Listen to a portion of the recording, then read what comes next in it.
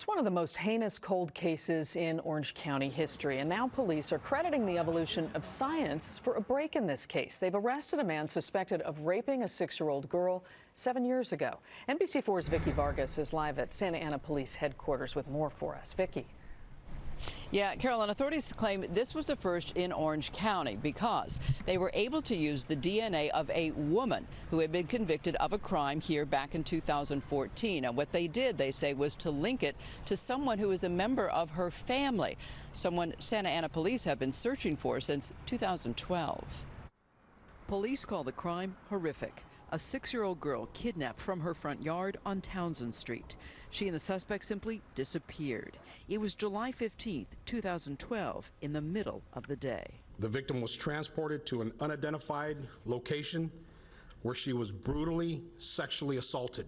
And then police say he brought her back and dumped her near her home. Authorities knew this was the suspect's car, a gray Honda Civic, but they didn't know who he was at the time. They were able to get a drawing of his face, but he was not in their criminal system.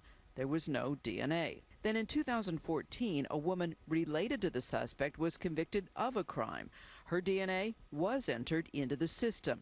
The process began again, and this time there was a hit with the rape suspect's DNA. So her sample, our convicted person from Orange County, a woman, sat in the state system for 4 years until the science at the state level caught up.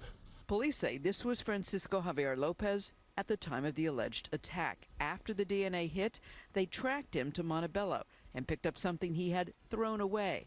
They say the DNA matched their 2012 rape suspect. So I get chills, because it's like, wow, like 7 years after, I can't believe what that girl is going through right now. Kimberly Ortega was 14 years old when her neighbor was kidnapped. She says it changed how people lived on Townsend. 7 years later, police say Lopez is facing a dozen felony counts.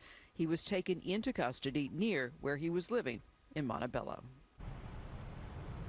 Prosecutors telling us that now Lopez is facing life in prison without the possibility of parole.